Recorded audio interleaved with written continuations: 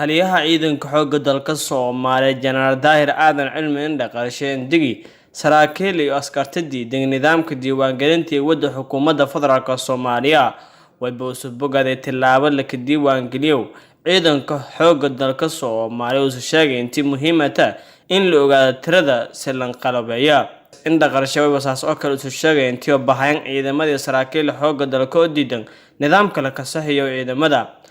kala General Indhaqarshe oo sheegay intii xukuumadda federaalka Soomaaliya soo hogaamiyo madaxweyne Maxamed Abdullaahi Farmaajo ra'iisul wasaare Xasan Cali Khayre iyo diyaariyay sidii helay ciidan tiriyo tayba leh oo difaaco dalku waan la wareego guud ahaanba amniga dowladda Soomaaliya Maxamed Abdullaahi Farmaajo madaxweyne iyo Xasan Cali Khayre waxay go'aansadeen in la helo ciidan tiro kooban oo la og yahay si qorshe sax ah loogu sameeyo qorshe samsan ugu sameeyo waa tii shalay aan ku dhahay garaadada markii laga qeyllisay mustaqbalka ciidanka way wax u soconaa dowladdu waxay go'aansatay mustaqbalka ciidanka aad iyo aad waxaan ugu geesinimo gelinayaa waxaan ku amaanayaa geesinimada go'aanka ay gaareen waxaan ogahay inta mudaharaadaysa inay lumi doonto waxaan ogahay kii wadaniga oo Soomaaliga oo dareemay oo raba dalkiisa u danqanaya oo ay dhibayso maalin walba qaraxa iyo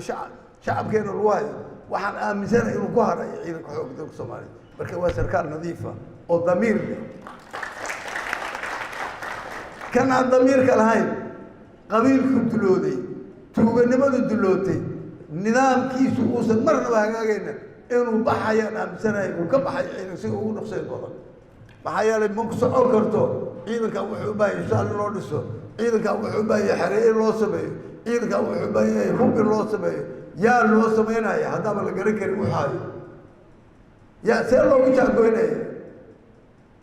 see baa loogu jaagoynaya qorshe dhaqaale loogu sameynaya qof aan la garanayn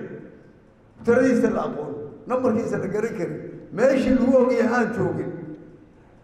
sida loogu qorsheynayo oo qorshe loogu sameynayo bal ii sheega ilaahay baa idinku dhashay saraakiil baan nahay bal ku dib u fakar nin walba u dib u fakar ka maqan iyo ka joogaba sidaa loogu qorsheynaya war ciidanka wuxuu u baahan yahay qorshe wuxuu u baahan yahay qof go'aan leh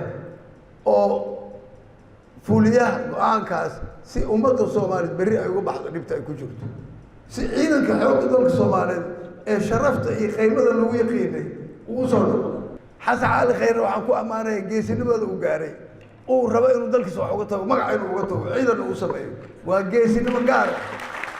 wuxuu dan ka leeyahay inuu dhiso ciidan Soomaaliyeed uu ka tago oo berri yiraahdo contribution-kayga waa bixiyay dalka aan ku lahaa si loo helo ciidan war waxay u baahan tahay waxa waliba geesinimo u baahan tahay runtii geesinimo u baahan tahay haddaan la helin qof dowlad geesi ah oo ku dhiirata talis ciidan oo taliska guud u horeeya anigu u horeeya saraakiisha u horeeya oo geesi ku noqda marnaba dowladda Soomaaliyeed guulaysan mayso marnaba ka bixi mayno dhibta aan ku jirno marnaba horumari mayno taariikhna ka tegi mayno marxub baan ka tegayno noloshani waa tirsan tahay inta qofku nool yahay noloshani way samaysan tahay wadaad ku maqlayseen waari maysida war ka haro waari maysida war ka haro nin walba ku fakar nin waaraya ma jiro maxaa soo ahaan jirtay mas'uuliyad baa ku saaran waa maqlaysay wadaadku u fasiray war aakhira waa lagu xisaabtamaya markaad dayacdo wixii lagu dhiibay markaad halayso meeshii lagugu talagalay markaad ka soo bixi weyso marka aan dib u noqono aan isku noqono waajibkiina ka soo baxa Faisal Daawusen Radio Television Koonfur Galbeed magaalada Baydhabo